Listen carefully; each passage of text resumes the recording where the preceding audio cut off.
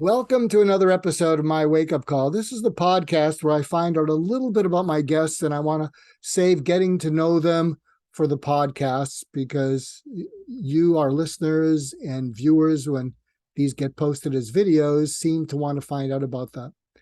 I've been tracking this guy down for a while, and I'm so glad to have Chris Voss on the show.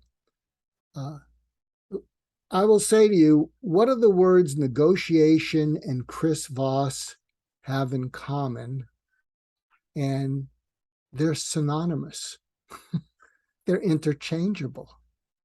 And he has the top masterclass of all masterclasses.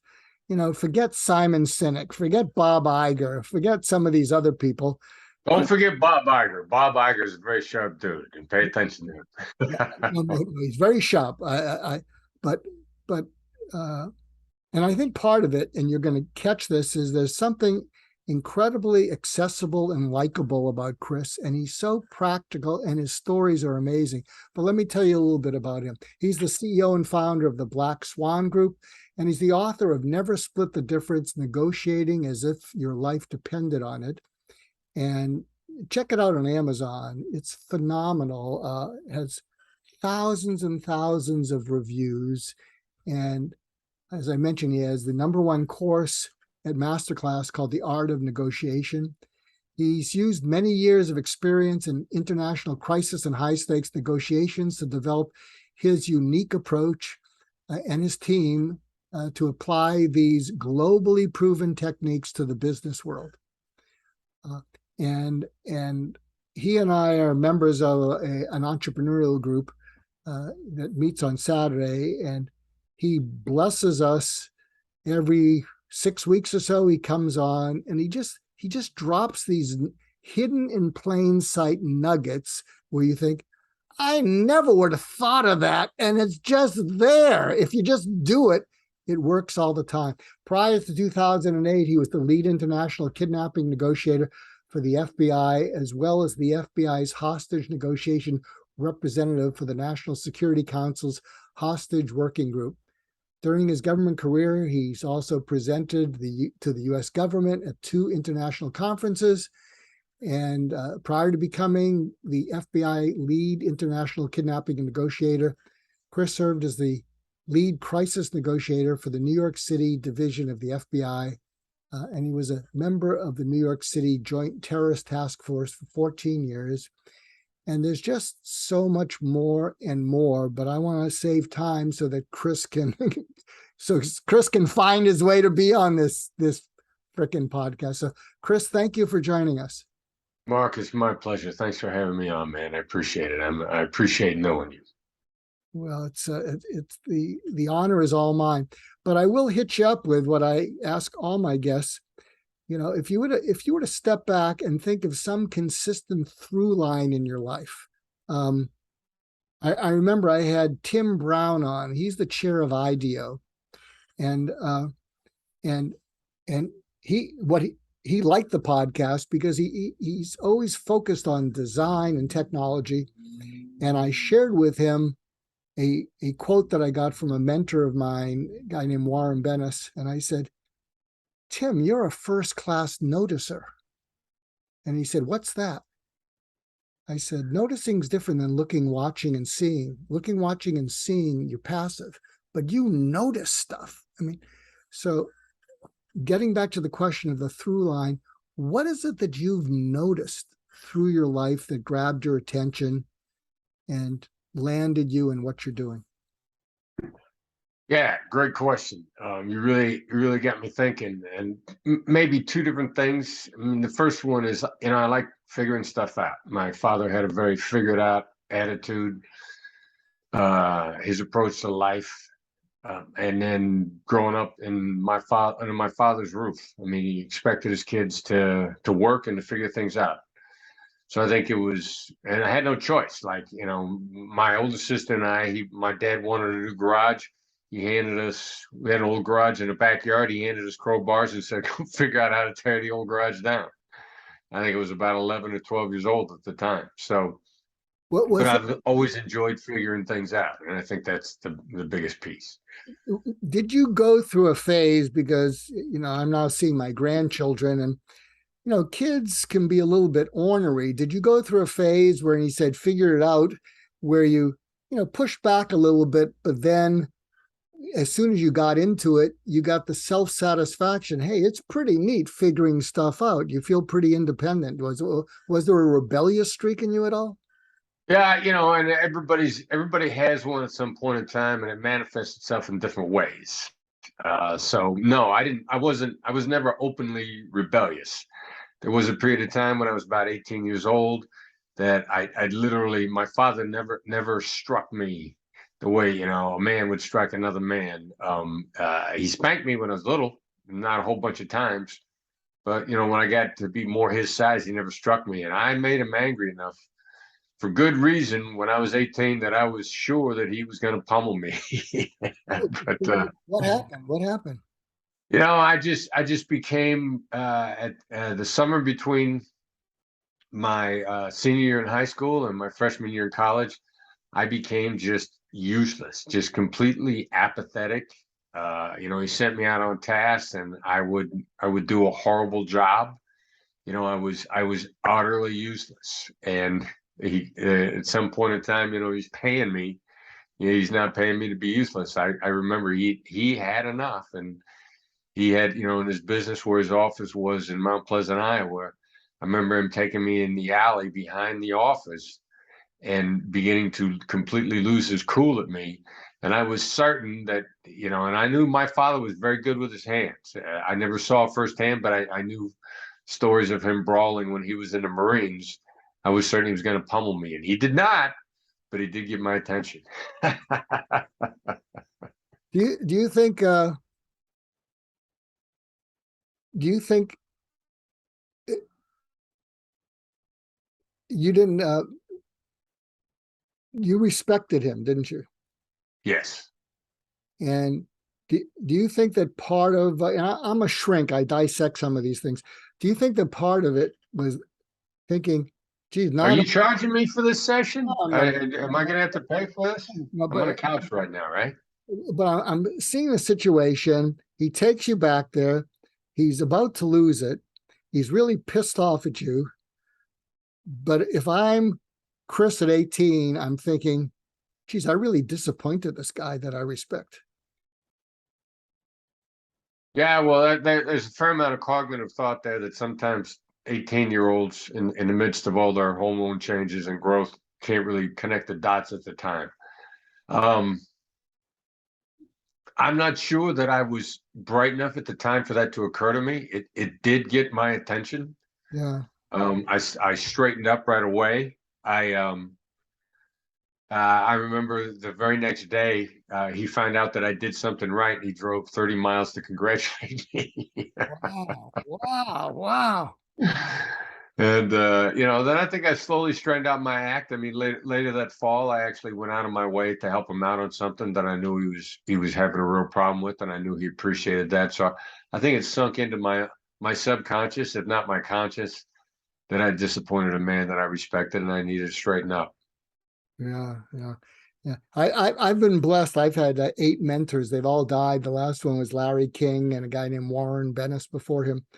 And An impressive list. yeah, I was very fortunate. And but they I'll tell you, not disappointing them was the top of my list. I would never tell them I was ever going to do something unless I was 150% sure I was going to do it. And because their esteem for me was amazing. When you get someone to think that, hey, you might be kind of special in this way, there was nothing as good as that. And my father, my brothers, and I, we had sort of a troubled relationship. So I think that's one of the reasons I sought out mentors and things like that. But get us back to you. You're the guest there. So you straighten out your life, and then take us from there. And what came to be important to you as you started to straighten out and get on with your life? Well, I think, doing the right thing. Um, it, that sounds like a cliche, but it's always been something that resonated with me. And, despite all the stupid stuff that I did, through my late teens, early mid 20s, like really stupid stuff. And we never stopped doing stupid stuff, of course, but Can you the can you just serve up one of those? Because see, one of the challenges my audience has is you have guests and they're just perfect. I mean, I can't do what they do because they're just perfect. I'm just some guy listening in or some woman listening in. And so the more that people can humanize themselves with a little bit of a humor. So can you share one of the, and I'll match you stupid and foolish for stupid and foolish. Trust me. yeah, and that's a great point to bring up too, because that myth needs to be pierced. I mean, Ferris's book Tools of the Titans, I think that I was looking at several years ago.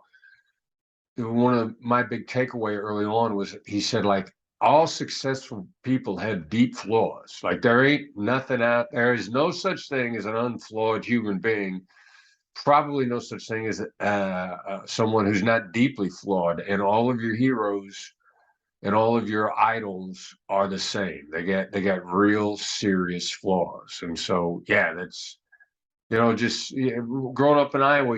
I grew up as fairly goody two shoes. Like, the worst thing I ever did was drink beer illegally in a cornfield, or drinking age in Iowa when I was growing up was 18, and I turned 18 when I was still in high school. With it, I mean, even drinking and driving at all. I never got arrested for drunk driving, only by the grace of God. And which is why when a judge and somebody is arrested for drunk driving, a judge realized that ain't the first time this person was drunk driving. Thank God for Uber and Lyft, because they're no excuse for getting behind the wheel with any alcohol in your system now, and which is a rule that I pretty much stick to. I can't remember. I don't think I'm breaking that anymore, but I did. And I was lucky enough that I never got arrested for it, and I never got into an accident when I was drinking. Grace of God only. And mostly stuff along those lines, because I was, in Iowa, and the environment that I grew up in. Like, the worst thing, I didn't smoke marijuana when I when I left high school. I wouldn't even talk to people that smoked marijuana. And I got to college, and there were people that I thought were really cool, and I'd be in a gathering and somebody would break out a joint, and I'd be like, "What? I thought you were cool. How dare you drink this or smoke this illegal substance?" And then I can remember, then I didn't know how to refuse it. I was afraid to be around people that were refusing it. And I'm sitting around in my fraternity one night on the roof, bunch of guys drinking, and then they started passing around a joint, and they went to hand it to another guy in the fraternity that I really held a lot of esteem for. And he just went, "No, thanks." And nothing bad happened to him. And I thought, wow, it's that easy just to say, just to refuse if you don't want it, not succumb to peer pressure. So, but I struggled with my life like everybody else did. So you just happen upon that example where you said, gee, that's pretty simple. Just say no thanks. Because if you're not familiar with Chris's work or Never Split the Difference, he comes up with these responses to almost any situation that are what I call hidden in plain sight brilliant. I never would have thought of that, and I think that would work. So can you share a little bit how that evolved? Because you are a master. I've watched you. People could hit you up with any question, and you seem to have a counterintuitive, I never would have thought of that kind of response. It's almost like you're almost an artist in the way that you do that. That's very kind. How Yeah, did, I think my first approach is, first of all, I don't care what works. I just want to know what works. Like, and you were talking about Larry King being curious, when you and I were talking earlier before, and curiosity is a superpower. And like, I just want to know what works. If I got to figure it out, like, what works. And, nobody figures stuff out without somebody spurring the thought in their head. Like, they either see it done, or in many cases, when we're teaching a Black Swan method, we won't give you the answer to a question until we burn the question in your brain. And we got an extremely intense negotiation exercise we put people through. extremely intense, called 60 Seconds So She Dies. We don't tell you how to deal with it until you feel like you've theoretically been beaten with a baseball bat, having gone through it. Then afterwards, we start laying out how to handle a high pressure, high intensity negotiation. And sometimes people say, well, why the heck didn't you teach me that before you put me through the exercise? Well, you wouldn't have hung on to it until you understood that you had a problem that you needed solving. And so I think probably that smoking marijuana instance back, when it was a horrible thing to do, you could go to jail for serious time for even being in possession of marijuana back in those days. Right or wrong. I ain't saying it's right or wrong. It's the way it was. Like I didn't know how to refuse just and not be ridiculed or embarrassed. I mean, I'm up in my head, my amygdala, which I know you're well familiar with what that amygdala does to you. My amygdala is whispering in my ear, just like it does everybody else's. And then I see this guy just go, no, no thanks. And everybody was cool. And I needed to see somebody do it. I knew I'd been struggling with it. Somebody did it. I was like, wow, that's all there is to that. Wow, okay. It didn't look that hard. So can you share a few nuggets of whet people's appetites, that some of the things that you've observed, you've learned, you've taught, that when people hear it, they'd say, that's not so hard, and that would work. So to build on what you just said, I focus on what works. I'm not trying to be some super intellectual academic type. I look at a situation, it's got a problem, what's going to work to fix it. So can you share a few examples that when people discover them, they just smile in disbelief, like, oh my God, it's so simple. Well, yeah, the opening story, Never Split the Difference, revolves around the phrase, how am I supposed to do that? And when somebody has given you a challenge that either is ridiculously difficult for you or you just can't do, like how do you not refuse, but how do you begin to telegraph to them that this is going to be a problem? Or how do you get them to maybe change your perspective? Like, and the response is not, I can't do that. The first response is, how am I supposed to? And that is like transformatively effective for people negotiating with difficult situations. Now, the downside of it is like 8 out of 10 times you get a 180-degree turn in the situation. Now, one in 10, I would say 2 in 10 to be generous, but 1 in 10 maybe. It doesn't work, which you get, and people that are so used to that being a home run will get back to us and say, how am I supposed to do that fail? And we say, no, it didn't fail. It just gave you a different picture of what's going on. The 1 in 10 times that somebody turns right back on you and says, that's your problem. I don't care what happens to you. That's your problem. People are so flummoxed by that. They said, this failed. Well, it didn't fail. What happened was you got feedback that was different than what you expected. With that feedback, the person just blatantly told you they do not care about you in any way, shape, or form, which now you got a second decision to make. Do I want to continue? Is this a business partner? Is this a colleague? Is this a kidnapper? Is this a proverbial terrorist? But you now know what you're dealing with. And in our business and our personal life, the real answer there is move on. As hard as it is, this is who wants to stay in a business or personal relationship with somebody that doesn't care about you? But how am I supposed to do that? I learned that question from a Pittsburgh drug dealer. Share that story a little bit quickly. Well, we had a kidnapping in the Philippines that had gone really bad right after a really successful one. The very next one was a train wreck, the Burnham-Sabero case. 2 out of 3 of the Americans ended up dead. A bunch of Filipinos ended up dead. And in the midst of it, I knew that someone had acquired proof of life by getting one of our hostages on the phone. And to me, that was magic. Like, we'd love to get proof of life, but we never got a hostage on the phone. So what the heck is going on if somebody else got a hostage on the phone? And not only that, who's doing that? there are multiple buyers for the same hostage. This is supposed to be a buyer's market. That's supposed to be a bidding war. And it flummoxed me. Never got the answer in the case. And then there's a drug dealer and drug dealer kidnapping in Pittsburgh. A few months later, one drug dealer grabs another drug dealer's girlfriend. Now, in the United States, when somebody in your family gets kidnapped, no matter what your occupation is, you're probably going to the FBI. So this drug dealer went to the FBI in Pittsburgh. Help. So FBI hostage negotiators are riding around in the victim drug dealer's car, taping the conversations with the bad guy drug dealer, which I realize is a redundant term. But out of the blue, the victim drug dealer just asks a fair, natural question. And he says, I'll never forget the words, "Hey, dog, how do I know she's all right?" The how question. And there's this long silence on the other end of the line.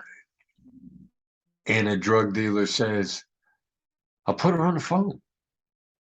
And that's when I went like, wow. It took, somebody like this was eating at me. I didn't know the answer. And somebody in a very practical situation who's not a sophisticated FBI hostage negotiator just asked the natural and normal question that the other side has got to allow you to ask. You may not like the way that you answer it, but this is a legit question. We started using various forms of how with every bad guy that you can imagine on Earth. And it never made things worse. And 9 out of 10 times, it made things exponentially better. At worst, they always said, that's your problem. That's actually not an escalation. And since it's more information, you're better off, but it never made things worse. What do you think that is fascinating. What do you think goes on in someone's mind? And you're locked in a transactional zero-sum game in which it feels like everyone's going to lose.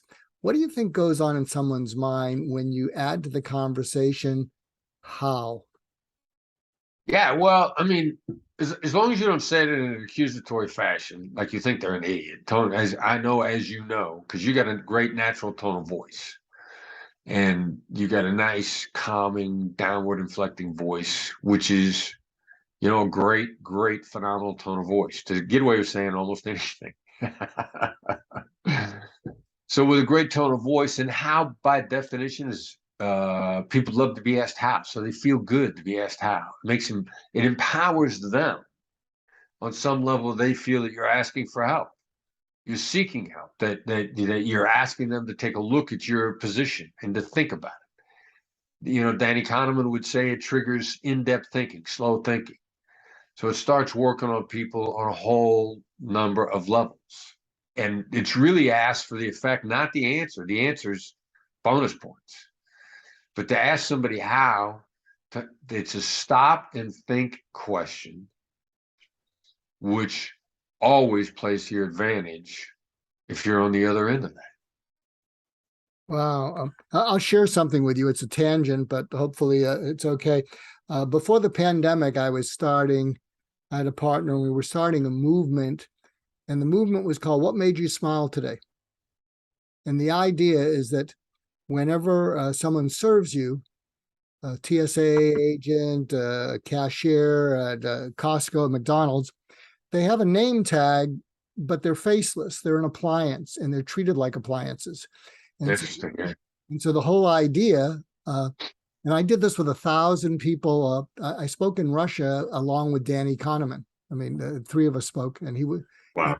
My book behind me was a bestseller in Russia, and but the way "What Made You Smile" works, and I'm just thinking of what you said, is that, and we're encouraging people to do it. So if someone serves you, you look at their name tag, and you say, "Hey, Nancy, my name's Chris. Thank you," which they often don't get, and they sort of awkward. And you look at them, and you could say, "I have a question for you," and they get nervous. And you say, "No, you're not in any trouble." And you say, "What made you smile today?" And again, it's like your track record with the how thing. It's not 100%, but 90% of the time they'll pause. They will look up at the ceiling because they're thinking, because no one ever asked them that. And then when they come down, there's a smile in their eyes saying, my dog, my kid, my such and such. And the whole conversation has transitioned out of being transactional. I did it at McDonald's a couple months ago, and there weren't any other customers there. And when I asked Maria, and she said what made her smile, I'm there having my coffee, and there was no one there. She just kept smiling at me. I got so uncomfortable, I had to leave. But it reminded me of it when you said that, when you can say how or do things that cause people to pause and then look up in their mind, it breaks the transactional logjam. So Yeah. thank Nice you. stuff. I like it. I'm gonna test drive that baby. That's a good idea. I love it. Yeah, well, I'll send you a video because there was this startup of young kids in Manhattan, and they did a video of this. They said, we're going to try this in Manhattan, and they went to shopkeepers, and they were so uptight. I mean, they videoed themselves. I'm really nervous. I'm here surrounded by people in New York, and but we told the doc we were going to try it, and I'll send you the video.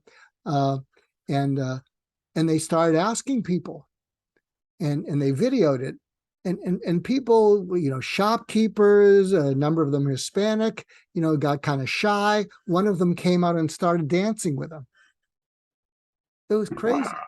It was crazy. Uh, I'll send it to you because I think it'll make you smile. Making the world a better place too. Well, we're all trying to do that.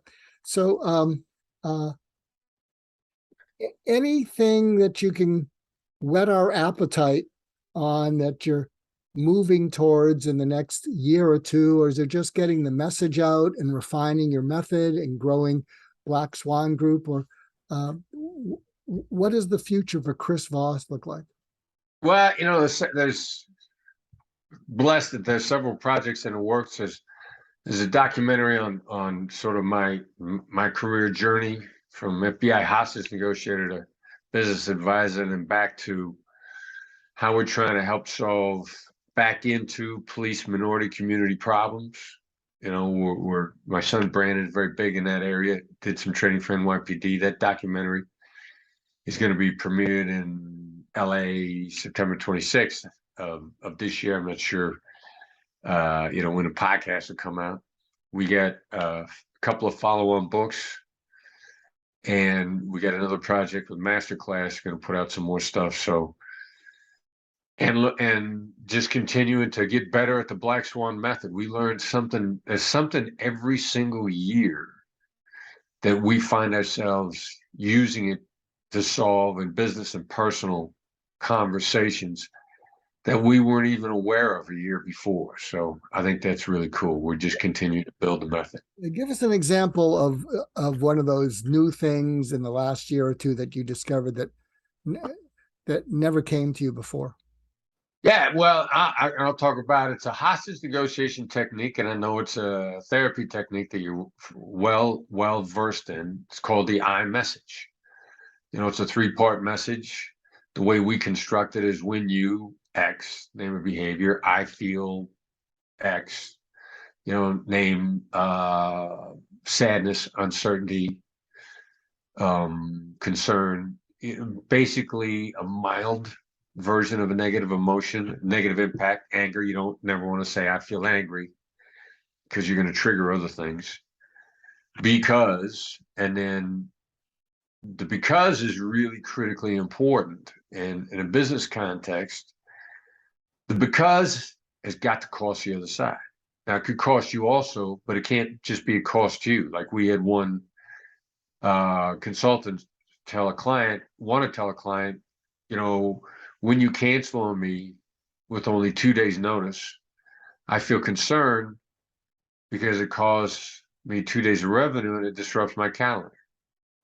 Now that's wrong on the third part because the cost was only to the consultant and the other side already disregarded that cost. So the corrected version is when you cancel on me 2 days in advance, I feel concerned because it's going to stop me from being able to book with you again. Mm, mm. Now it's a cost to the other side. And we started to apply this consistent business problems, our scope creep. Now, in the therapeutic world, you're trying to counsel somebody who's screaming at you, calling you names, failing to show up for appointments, negative behavior that's impacting your ability to help them become better people.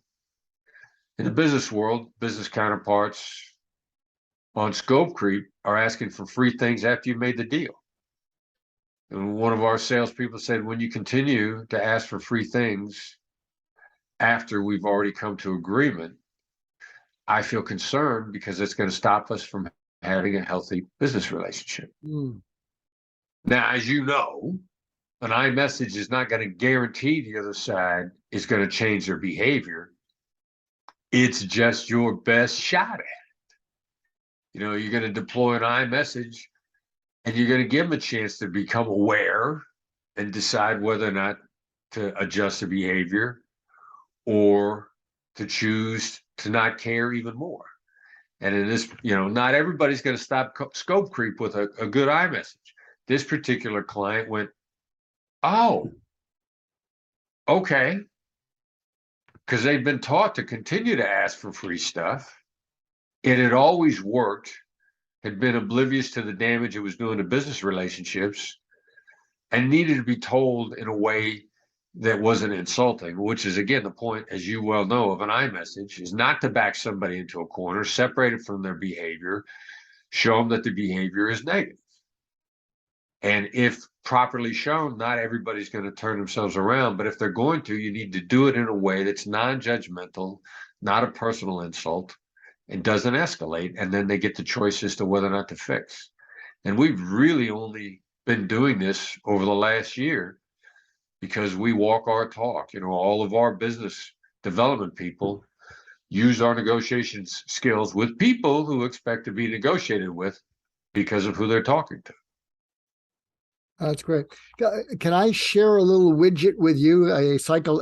It's not negotiation, but a friend of mine taught me this, and I've been teaching it to startup companies. And it might be a good exercise for your people. So can I share something with you that I've been teaching it to people at Metal. Please do. When someone asks you, what do you do? When you say I do, they've already heard enough. Interesting. Because even though they've teed it up, what do you do? I do. Oh, here it comes. And so this person, a dynamic woman named Alicia Dunham, she said, when people ask you, what do you do? You don't you don't say, I do this. You could say, companies hire or bring us in when, in order to, so that. So the idea is you want to create urgency. What do you do? And you want to plant in their mind something parallel because you'd like them to hire you. Well, companies hire or bring in the Black Swan Group when they've really either missed out on some big deals they could have had, or they have a big deal coming their way that they don't want to lose, so that they don't have to go through the brain damage internally of how do we screw this thing up. So that, in order to, be able to, correct these kinds of things, which can create a lot of brain damage in the organization. So it's the when is urgency. So people are comparing themselves to you. They hire us when, so that is the feature, in order to is the benefit. And it just works nicer than saying, I do, we do, such and such, because even though they're asking you the question, so many people are just scared, like, okay, here it comes, here comes the sales pitch. But if you say, oh, people hire us when such and such, so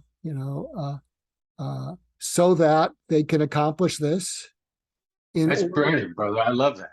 I thought that's a great tool, man.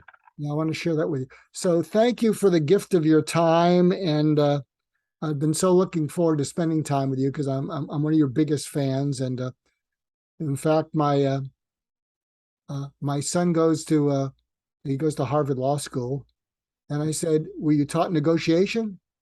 Yeah, and I said, "So do they use Never Split the Difference?" And it's a course, Getting to Yes by Uri and Fisher. I said, "Boy, they are, they're backwards there." uh, so I'm going to turn him on to what you have to offer because Thank you. love your stuff, flavor stuff. So the best way, and best place for people to find and get more of you is what? Yeah, it's really to subscribe to the weekly, concise, complimentary blog/newsletter that we put out. Complimentary. I had a friend at the FBI used to like to say, if it's free, I'll take three. But if it's not actionable and concise, it wastes your time. So comes out on Tuesday mornings. Send a text message to the number 33777, 33777. The text message to send to that number is Black Swan Method. 3 words, lowercase, spaces between the words. You'll get a text response back to sign up for the newsletter. The newsletter is a gateway to everything we have. Training, product announcements, course announcements, when they're in there, but there's always an actionable and concise article on negotiations. Tuesday morning after you get Monday behind you, kind of tease up your week to negotiate effectively. Newsletter is the best way to keep up with us. I get it every Tuesday. That's what has reminded me to have you on. Thank Something I want to another compliment I want to give Chris is and why you should get the newsletter. I don't think that there are few things that people can't stand more than having someone waste their time. And sign up for his newsletter. Check out what he's doing. It is so practical. And you don't have to be, you just have to be curious and interested. You don't have to be a genius to have it work for you. So please, if you're a supporter of this podcast, I am asking you to support what Chris is doing. you, Mark. Not for his sake, but for your sake, listeners. So until next time, thank you, Chris, for being on. Thank you, listeners, and thanks for supporting the podcast. And until next time, when wake-up calls come your way, they're there to wake you up. So wake up already.